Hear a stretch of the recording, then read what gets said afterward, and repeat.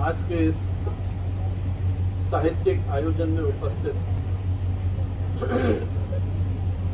विशिष्ट साहित्यकार, प्रशासनिक अधिकारी बंधु, आदरणीय गोविंद साहब, भाई विक्रमचंद जी भौरा, public relation society of India Jaipur chapter के अध्यक्ष श्री रविशंकर जी शर्मा और आज के इस आयोजन के नायक भाई योगेश कानवा जी, निश्चय ही किसी भी रचनाकार के लिए वो क्षण महत्वपूर्ण होता है जब उनकी कृति पाठकों और समीक्षकों के लिए समीक्षा और उनके पठन पाठन के लिए लोकार्पित हो। योगेश कानवा जी को पिछले करीब 35-40 वर्षों से सतत सक्रिय रूप में काम करते हुए देखता रहा हूँ। 80 के दशक में ये पीजी डिप्लोमा के विद्यार्थी, एक युवा किस तरह से अपनी मेहनत, संघर्ष और रचनात्मक प्रतिभा के बल पे साहित्यिक जगत में अपनी एक पहचान बना सकता है, उस पूरी यात्रा का मैं साक्षात दृष्टा हूँ। आप कल्पना कीजिए, ये और इनके एक अभिन्न मित्र, जिनको मैं तो ये कहूँगी वो भातृव्रत एक तरह से मित्र और भाई है, डॉक्टर सुरेंद्र कटारिया। इन दोनों की यात्रा को मैंने बहुत निकटता से देखा है और बड़े गर्व के साथ ये कहते हैं कि इनके करियर की शुरुआत मेल नर्स के रूप में हुई। अब एक व्यक्ति किस तरह से उन सारे संघर्षों से जूझते हुए समाज की उन सारी परिस्थितियों को, जिसका संकेत योगेश जी ने अपने कार्मिक वक्तव्य में किया, उन सारी चुनौतियों को, उन अमानवीय स्थितियों का साक्षात्कार करता है, अपनी एक संवेदनशील दृष्टि के माध्यम से न जाने कितने पात्रों का वो सृजन करता है। उस नर्सिंग उससे शुरू करके उन्होंने ऑल इंडिया रेडियो में अपने करियर की शुरुआत की और 3 दशक की एक शानदार पारी उन्होंने वहां पर खेली। आकाशवाणी में आने के बाद तो मेरा इनसे बहुत जुड़ाव रहा और अनेक इनके संयोजन में, कार्यक्रमों में भी सहभागिता करने का मौका मिला। उनकी रचनात्मकता, उनकी कल्पना शक्ति किसी कार्यक्रम को आयोजित करने के पीछे किस तरह से विषय चयन से लेकर के वक्ताओं को आमंत्रित करने के लिए, और कई बार इनके संयोजन में भी मुझे सहभागिता करने का मौका मिला, तो इनकी वो जो एक दृष्टि है, पैनी दृष्टि है, उसका कई बार मुझे साक्षात्कार करने का मौका मिला। जब स्केच के लोकार्पण की बात आई, जैसे कि इसके नाम से स्पष्ट स्केच, और उन्होंने भी कहा कि उन मानवीय भावनाओं का जिस तरह से शब्द चित्र उन्होंने खड़ा किया, ये पुस्तक, जैसा संयोजिका रेणु जी ने कहा, प्री कोविड काल में लगभग सभी कहानियां, कोई एकाध शायद छूट गई हो तो अलग बात है, ये सभी कहानियां देश की प्रमुख पत्र पत्रिकाओं में प्रकाशित हो चुकी हैं। तो अलग अलग दौर में, लगभग इनके 3 साल के दौर में ये जो कहानियां प्रकाशित हुई है, ये संग्रह के रूप में पाठकों के समक्ष 27-28 कहानियां, आपने 27 बताया, मैंने गिना था, उसमें 28 थी, हो सकता है एक नंबर आगे पीछे हो गया हो। तो 27-28 कहानियों का ये संग्रह है, जिसका प्रकाशन शाही ब्लू बुक्स दिल्ली ने किया। लगभग 150 पृष्ठों की ये पुस्तक। इसकी जो एक विशेषता मुझे लगी, मैं इन्हीं के शब्दों में इस पुस्तक पर अपनी टिप्पणी शुरू करूंगा। जो अपनी बात इन्होंने लिखा है इस पुस्तक के प्रारंभ में, जीवन समंदर की लहरों की मानंद है, लहरें दूर से चल के आती हैं, कभी शांत तो कभी अपने आप से आवेशित, उद्वेलित, आंदोलित, और अपना सारा गुबार साहिल की चट्टानों पर निकालती है और वापस मिल जाती है उसी समंदर में। अनंत है यह रिश्ता, जिसकी जैसी समझ, जितनी समझ, वो अपने हिसाब से इस रिश्ते को आंकता है, समझता है। ये पंक्तियां इस बात पर स्पष्ट संकेत है कि योगेश कानवा अपनी लेखनी के माध्यम से उस विविध प्रकार की भावनाओं को जिस तरह से चित्रांकित करते हैं, अभिव्यक्त करते हैं, बल्कि कुछ मैंने वाक्य भी नोट किए हैं। मुझे लगता है कि एक एक वाक्य कि जब लेखक उस प्रभाव में लिखता है, जिसकी शायद विस्तार से व्याख्या गोविंद जी हमारे बीच में है, टिकम जी हमारे बीच में है, जो स्वयं रचनात्मक सृजनात्मक साहित्य से जुड़े हुए हैं, तो वो जो एक संवेदनशील दृष्टि साहित्यकार की होती है, रचनाकार की होती है, जिस तरह से वो जो पंक्ति उनके मन से प्रस्फुटित होती है, उस पर मुझे लगता है लंबी व्याख्या की जा सकती है, चिंतन मनन किया जा सकता है। ऐसी बहुत सारी पंक्तियां मैंने इनकी कहानियों में देखा और उनको महसूस किया। बहुत सारी कहानियां हैं जिसके माध्यम से इन्होंने बहुत सारे चरित्रों को, जो मुख्य रूप से हमारे समाज के जो अलग अलग पक्ष हैं, पारिवारिक रिश्ते हैं,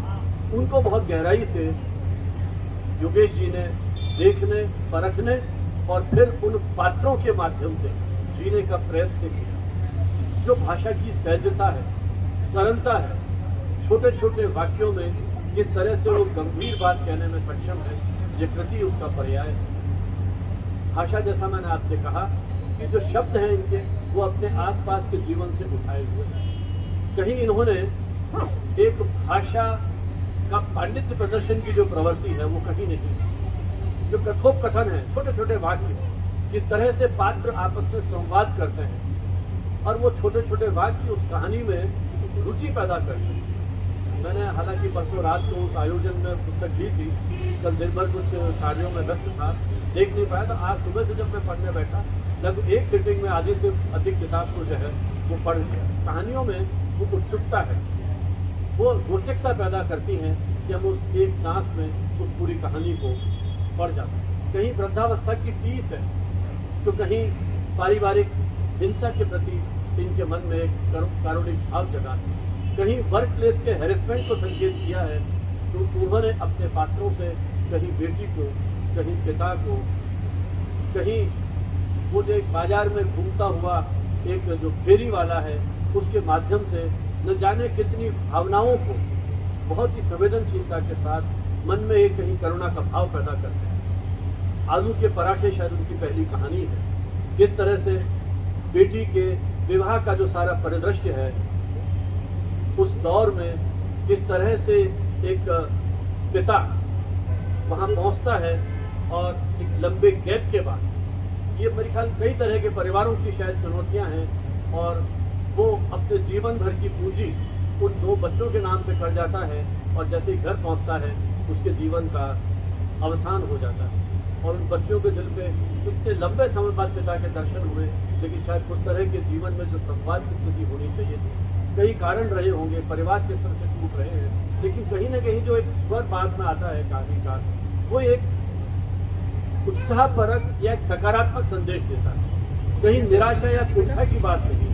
तो जीवन के उन सारे प्रश्नों को इन्होंने बहुत सजगता और जीवंतता के साथ देखा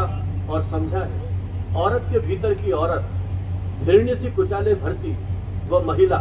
कितनी खुश थी अपनी प्रदर्शनी को लेकर। परिवार से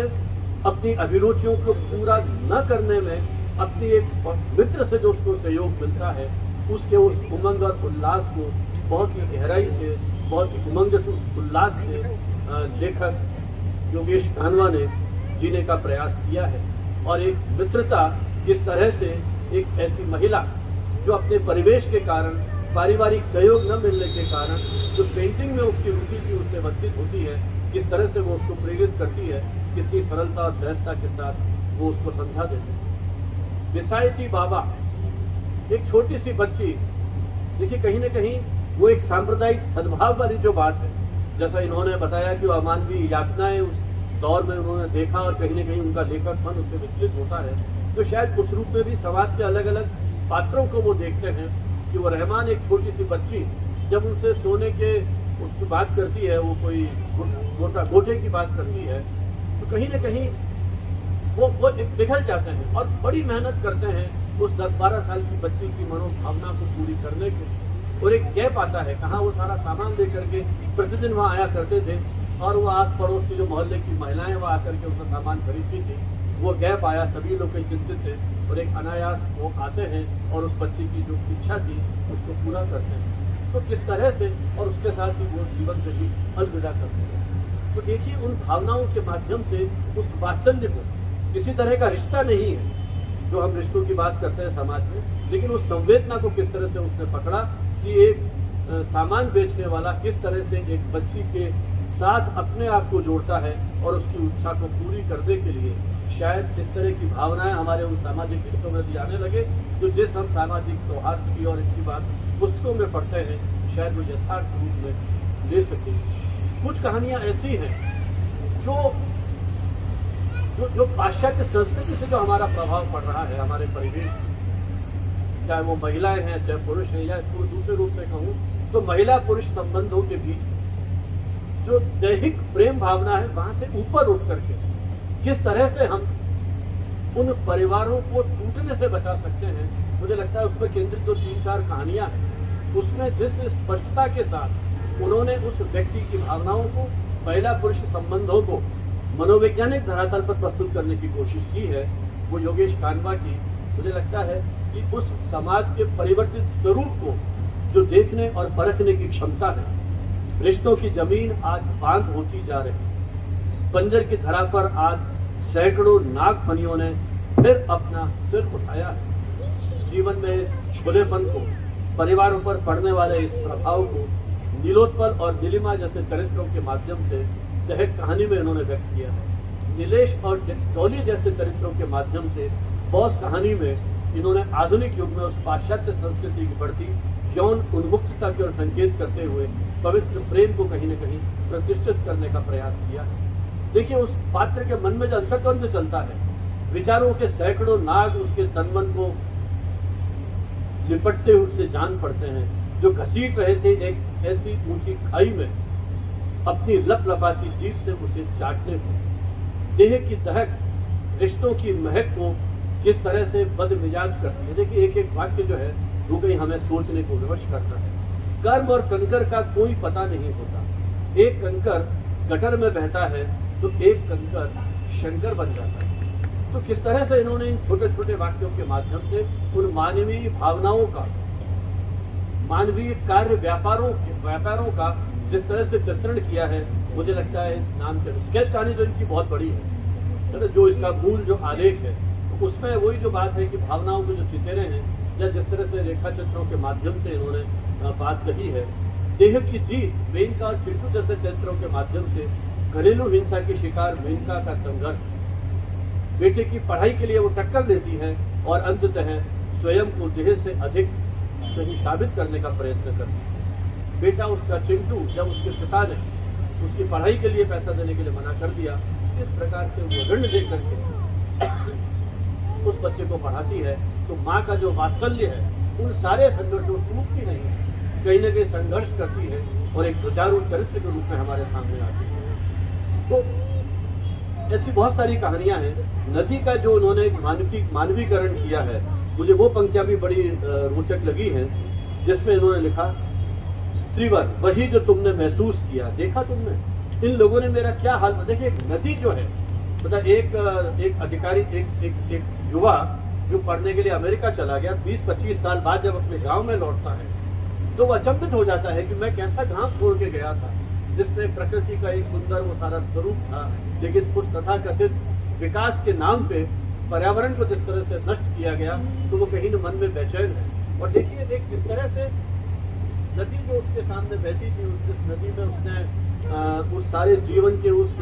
उल्लास को जिया है, और जब नदी उसको नहीं दिखती है तो उसके मन की पीड़ा, और शायद वही उसकी अंतरात्मा है जो वहां उस सारे परिवेश पर अपनी टिप्पणी कर रही है। वो नदी जो है स्त्री रूप में, वो आवाज उसको आ रही है उस कहानी के नायक को, और वो क्या कहते हैं, इन लोगों ने मेरा क्या हाल बना दिया है, मैंने इनका क्या बिगाड़ा था, अपनी ही धुन में कल कल बहती थी मैं, कोई कमी नहीं रखी थी मैंने इन लोगों का ध्यान रखने में, मेरा पानी पीते थे, फसलों को पिलाते थे, फिर इनका लालच बढ़ा, पंप सेट लगाकर दूर दूर तक मेरा पानी ले गए,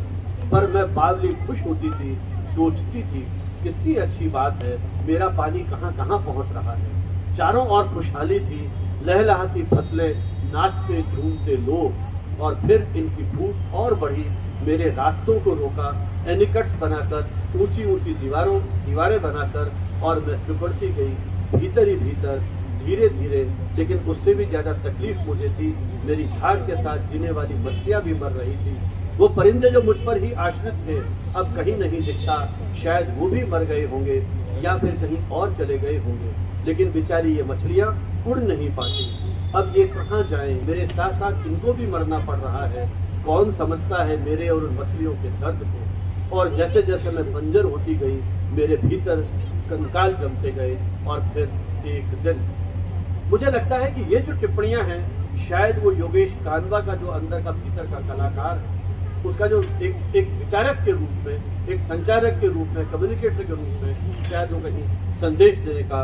प्रयत्न करते हैं। और एक इनकी कहानी है, उसमें तो बड़ा व्यंग्य का बड़ा पहनापन है, जो हमारी पूरा जो लोकतंत्र पे जिस तरह से एक कटाक्ष उन्होंने किया है कि किस तरह से एक बस आती है और कुछ डाकू उसमें सामान ढूंढते हैं। अब बात आती है FIR लॉन्च कराई जाए। जब FIR लॉन्च की बात आई तो वो ड्राइवर कहता है कि साहब मैं तो गाड़ी जब्त हो जाएगी, मेरे पे गाड़ी का तो परमिट ही नहीं। फिर कंडक्टर को कहा कि भाई तुम करा दो FIR लॉन्च। साहब मुझे तो जो मूल कंडक्टर है, ओरिजिनल कंडक्टर, उसे ठेके पर रखा हुआ है, मैं अपना हिस्सा निकाल करके बाकी पैसा उसको दे देता हूँ। फिर वो बात आई, उस बस में एक पटवारी भी था, उस पटवारी से कहा भाई तुम करा दो FIR लॉन्च। अजी साहब मेरे दिक्कत हो जाएगी, मैं तो ऑफिशियली कलेक्टर के साथ ड्यूटी पे गया हूँ, मैं यहाँ बस में जा रहा हूँ, उसने गाँव चला गया मैं तो।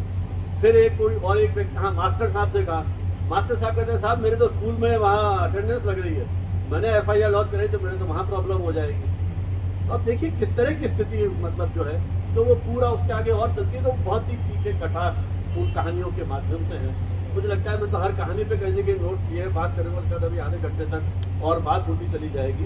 तो लेकिन कुल मिलाकर के मैं ये कहूँ कि योगेश कानवा जी ने